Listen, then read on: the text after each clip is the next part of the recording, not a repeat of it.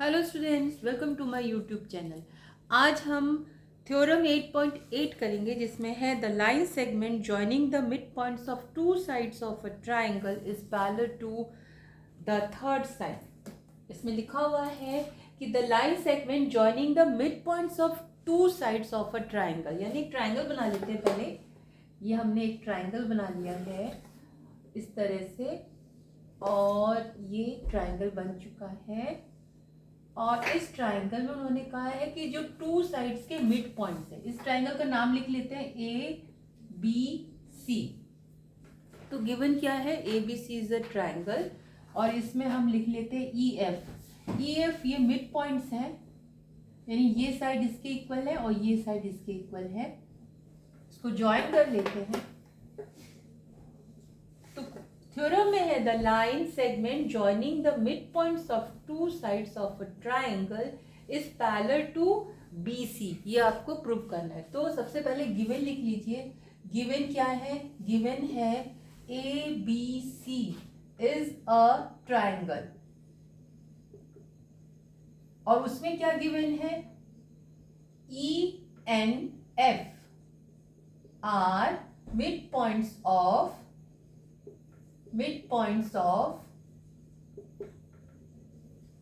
AB and AC respectively.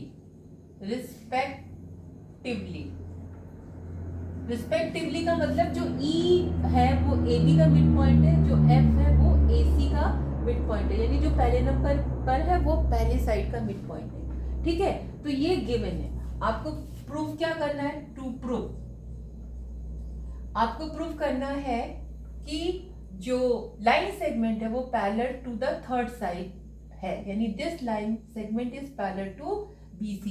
तो आपको prove करना है EF is parallel to BC। ठीक है, तो सोल्यूशन या प्रूफ कुछ भी लिख लीजिए। प्रूफ भी लिख सकते हैं और या फिर सोल्यूशन भी लिख सकते हैं। इसमें हम क्या करेंगे, सबसे पहले कंस्ट्रक्शन करेंगे। विदाउट कंस्ट्रक्शन ये प्रूव नहीं होगा। कंस्ट्रक्शन में हम क्या करेंगे कि ये जो ए बी साइड है इसके पैरेलल एक हम यहाँ पर लाइन ड्रॉ करेंगे इस तरह से। फिर लाइन ड्रॉ करने के बाद हम ई एफ को प्रोड्यूस कर देंगे इस तरह से। तो जो ई एफ लाइन है वो इस वाले जो हमने कंस्ट्रक्ट किया है साइड, उसको डी पर कट करती है, मान लीजिए। ठीक है, तो हमने यहां पर लिख दीजिए CX लिख दीजिए।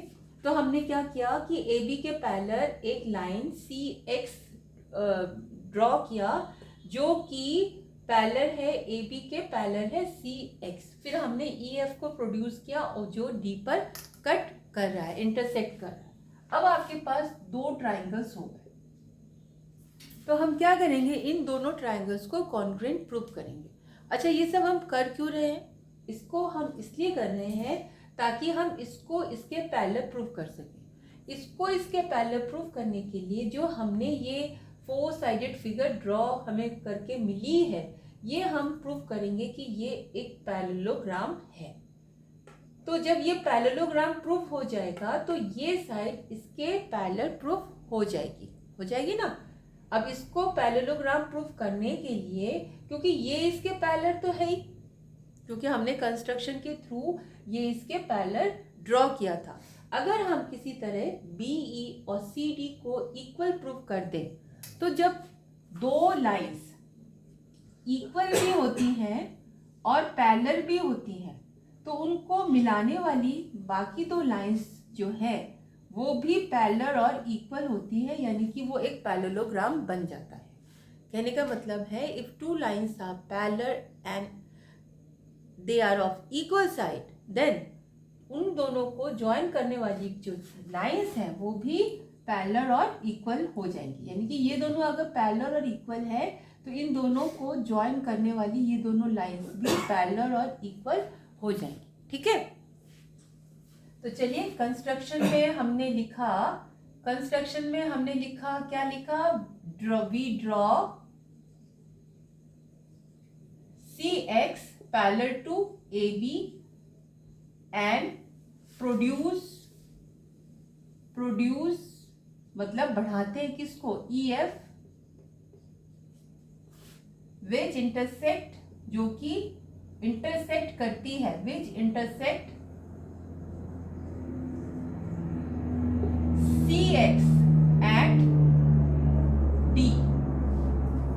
ठीक है, हमने क्या किया, CX पैरेलल ड्रॉ की AB के, उसके बाद हमने EF को प्रोड्यूस किया जो CX को D पर इंटरसेक्ट करती है। इतना कर लिया।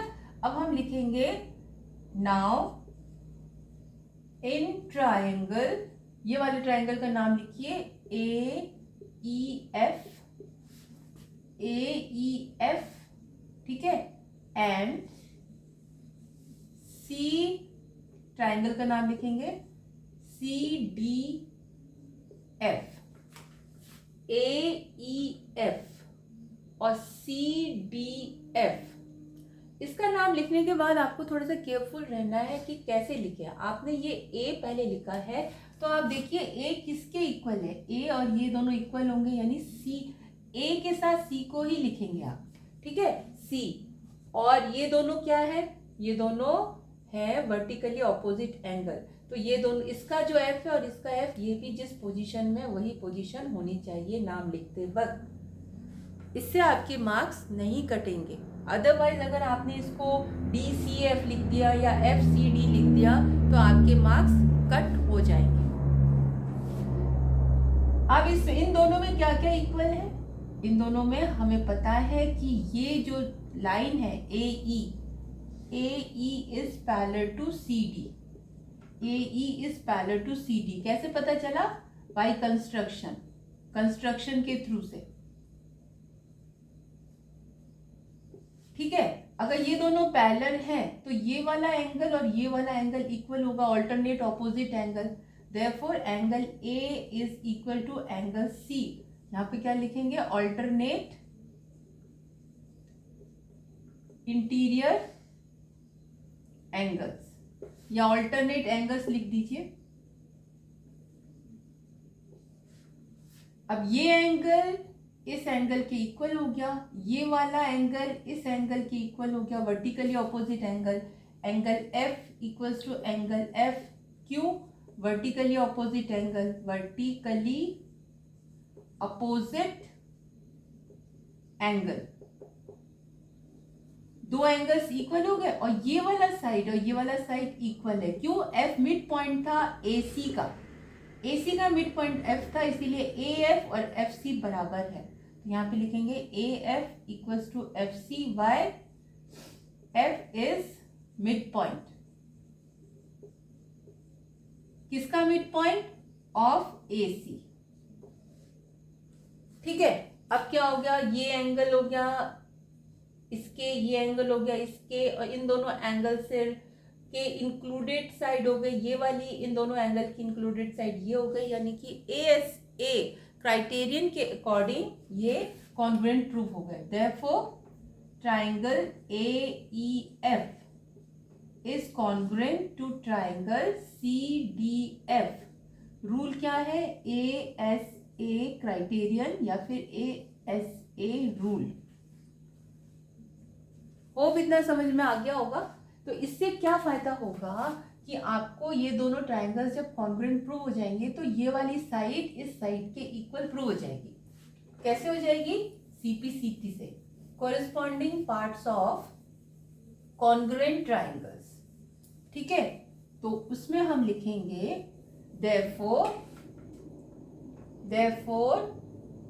कौन सी साइड, ये वाली side AE will be equal to किसके, CD। क्यों, corresponding parts of congruent triangles, done.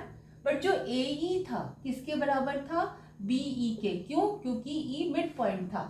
तो यहाँ पे लिखेंगे but AE equals to BE। क्यों, क्योंकि E is mid point of AB, done. Therefore क्योंकि क्योंकि AE CD के बराबर है और AE BE के भी बराबर है, तो ये दोनों इक्वल हो गए, यानी कि CD एंड BD ये क्या हो गया, इक्वल हो गए। Therefore CD equals to BE and CD is parallel to BE also. Therefore ये दोनों पैरेलल तो थे ही कंस्ट्रक्शन के थ्रू, ये दोनों इक्वल भी प्रूव हो गए। Therefore जो आपका BCDE है वो क्या हो गया, इज अ पैरेललोग्राम बन गया, प्रूव हो गया।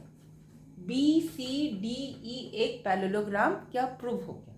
जब ये पैरेललोग्राम प्रूव हो गया तो ये वाली साइड भी एक दूसरे के क्या होगी, पैरेलल होंगे। Therefore ED will be parallel to BC और ED का ही पार्ट EF है, EF will be parallel to BC। ये आपका प्रूव हो गया, ठीक है। इसमें हम एक चीज और प्रूव कर सकते हैं कि जो EF है वो हाफ ऑफ BC है। कैसे, अब जो EF और FD ये इक्वल है, यहाँ पे लिखेंगे since EF equals to FD। क्यों, क्योंकि ये दोनों इक्वल क्यों होंगे, क्योंकि ये they are the parts of corresponding parts of congruent triangles. तो ये दोनों इक्वल प्रूव हो गए। ये दोनों इक्वल प्रूव होने से जो EF है वो होगा, ये EF जो है वो DE का हाफ होगा। ये पार्ट इस पार्ट के इक्वल है, तो इसीलिए ये वाला पार्ट इस पूरे पार्ट का आधा होगा। अब DE क्या है, DE है BC के बराबर, क्योंकि opposite sides of parallelogram are equal. Therefore DE की जगह हम BC लिख देंगे। BC equals to DE, why, they are the opposite sides of parallelogram. तो ये प्रूव हो गया आपका कि लाइन सेगमेंट जो कि मिड पॉइंट्स, दो साइड्स के मिड पॉइंट्स को जॉइन करती है, वो थर्ड साइड के पैरेलल तो होती ही है, प्लस उस थर्ड साइड के हाफ के बराबर होती है। तो इजी था। इसको इसके फिर से मैं जल्दी से समराइज कर देती हूँ। इसको इसके पैरेलल प्रूफ करने के लिए आपको ये वाली side equal and parallel show करनी पड़ेगी। पैरेलल हम खुद ही ड्रॉ करेंगे। इसके पैरेलल ड्रॉ करने के बाद इन दोनों को हम कॉन्ग्रुएंट प्रूफ करेंगे। कॉन्ग्रुएंट प्रूफ करने से ये दोनों साइड CP/CT के अकॉर्डिंग इक्वल हो जाएगी, बट ये साइड इसके इक्वल थी क्योंकि ई मिड पॉइंट था, इसीलिए ये दोनों इक्वल हो जाएंगे। और ये दोनों पैरेलल भी है क्योंकि हमने खुद ने ही कंस्ट्रक्शन में पैरेलल ड्रॉ किया था। सिंस ये दोनों इक्वल एंड पैरेलल है तो इनको ज्वाइन करने वाली ये दोनों लाइंस भी पैरेलल और इक्वल होंगी, यानी कि ये एक पैरेललोग्राम बन जाएगा। पैरेललोग्राम बन जाएगा तो ये और ये पैरेलल होगी और ये यानी इसका आधा पार्ट भी इसके पैरेलल होगा। हाफ कैसे प्रूव करेंगे, ये साइड इस साइड के इक्वल है, क्यों, CP/CT के ये और ये दोनों ट्राइंगल्स कॉन्ग्रुएंट है, तो this side will be equal to this side, therefore this side will be half of this side and since this side is equal to this side, therefore हम इसकी जगह इसको लिख देंगे और हमारा EF equals to half BC आ जाएगा। तो मैंने पूरी कोशिश की है कि हर चीज़ आपको क्लियर करते हुए और लिखते हुए बताऊं ताकि आपको ये थ्योरम बिल्कुल अच्छे से याद हो जाए। अगर आपको समझ में आया है तो प्लीज़ मेरे चैनल को लाइक कीजिए, शेयर कीजिए और सब्सक्राइब कीजिए। Thank you.